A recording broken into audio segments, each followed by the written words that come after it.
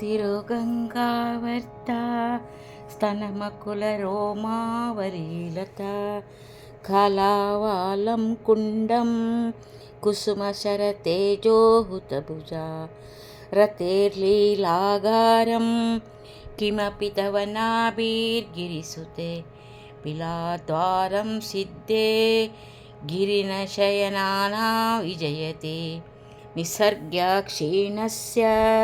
स्तनतटभरेणाक्षमजुषो नमन्मूर्ते नारी तिलकशनकैस्तुठ्यथव चिरं ते मध्यस्थ त्रुटिततटिनी नीथरुणी समवस्थेस्तेमो भवतो हृया कुचौ सिद्धस्त्वदटिकटितकूर्पासभिधिरौ कषन्तौ दोर्मूले कनककलशाभौ कलयता त्रतात्रान्तु भङ्गादलमतीव लग्नाथनुभुव त्रिदध्नां नन्दादेवी त्रिवलीलवली वल्लिभिरिव गुरुत्वं विस्तारं क्षितिधरपति पार्वती निजात् निताभ्याजादित्थ त्वयि हरणरूपेण निददे अस्तस्ते विस्तीर्णो गुरुरयमशेषां वसुमती नितभ्या भ्राग्भार स्थगयति लघुत्वं नयचि करिद्राणां शुण्डान् कनककलिताकाण्डपटलीम् उभाभ्यामारुभ उदयमपि निर्जित्य भवति सुरत्हाभ्यां प्रत्युः प्रणतिकठिनाभ्यां गिरिसुते विदिग्ने ज्ञानोभ्यां विबुधकरिकुम्भद्वयमसि परजेतुं रुद्रं द्विगुणशरगर्भौ गिरिसुते निशङ्गो झङ्गेथे विषमविशिको बाढमक्रथ यदग्रे दृश्यन्ते दशरथफलापादयुगली नकाग्रच्छद्धान्म सुरमकुटशाणैकनिशिताः श्रुतीनां मूर्धानो ददति तव यौ शेखरतया ममाभ्येथौ मातः शिरसि दयया देहि चरुणौ ययोपाद्यं पथ पशुपतिजटाजूटतटिनी ययोलाक्षा लक्ष्मी अरुणहरिचूडामणिरुचिभिः नवो वाकं भ्रूमो नयना रमणीयाय पदयो तवस्मै द्वन्द्वाय स्फुटरुचिरासालक्षकवते असूयं तत्यत्वं यदभिहनाय स्वरयते पशूनामीशानः प्रमदवनिकङ्केलुतरवे मृषा कृत्वा गोत्रस्थलनमता वैलक्ष्यनमितं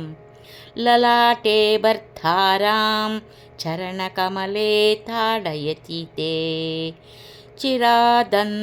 चिरादन्तशल्यं दहनकृतमन्मूलितवथा तुलाकोटिख्वाणै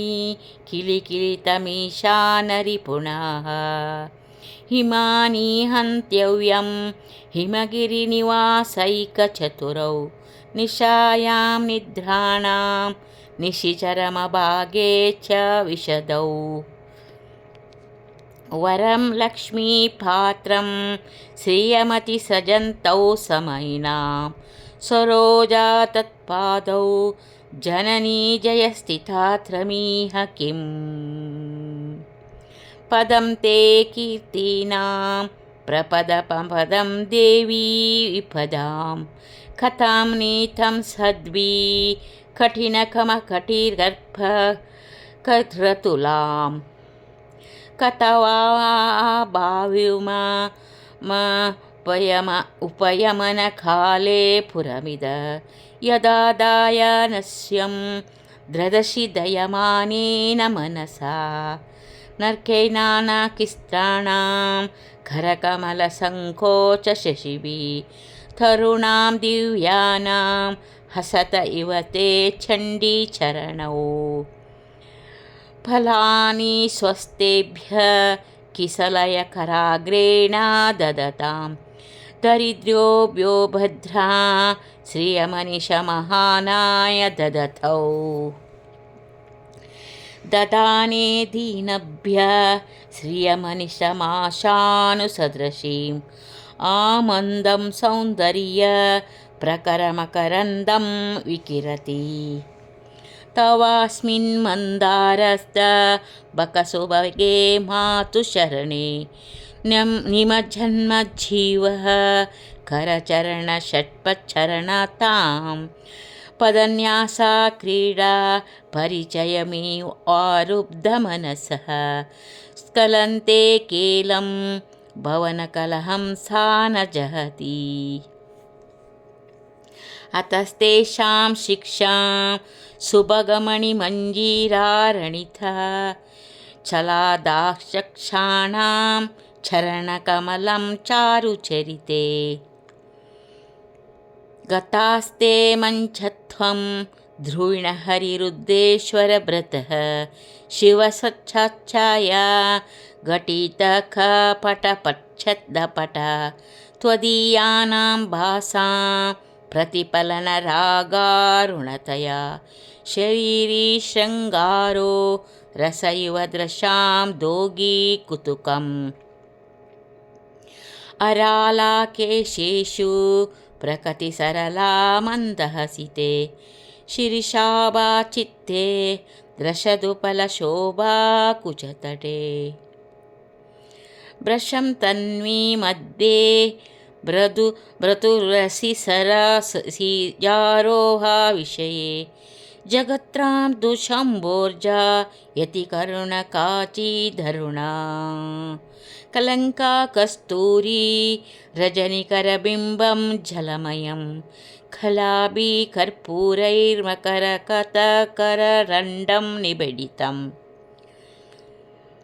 अर्थस्वाद्योगेन प्रतिदिनमिदं ऋक्तुकुहरं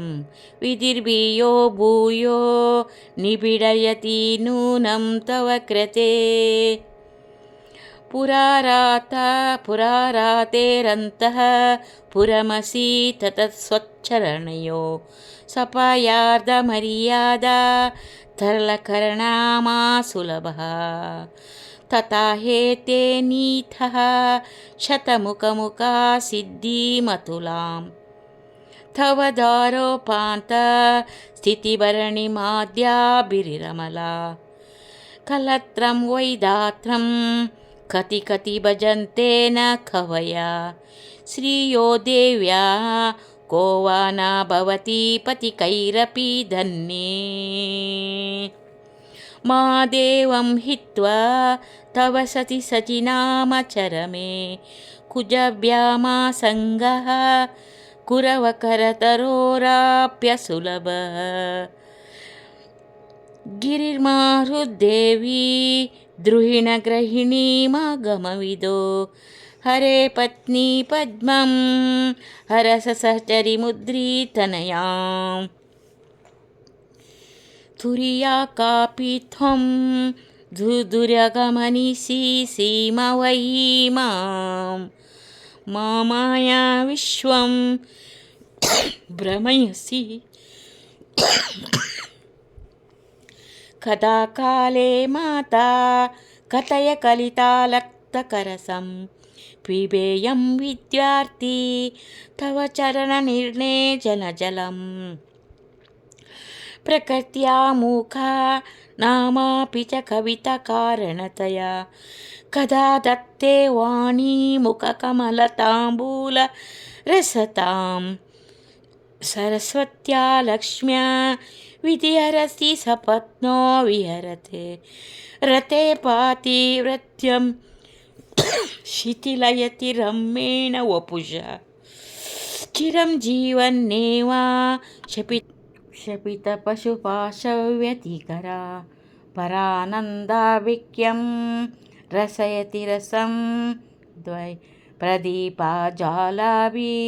दिवसकरनीराजनविधि सुधासोतेञ्जस्त्रोपलचललवैर्ग्यरचना स्वकीयैरम्भोभिः सलिनिलनिधिसौवित्यकरणं त्वदीवाभिर्गाभिस्तव जननि वाचां स्तुतिर्यं त्वदीवाभिर्गाभिस्तव जननि वाचां स्तुतिर्यं त्वदीवाभिर्वाग्भिस्तव जननि वाचा स्तुतिर्यम् ॐ शान्ति शान्ति शान्तिः।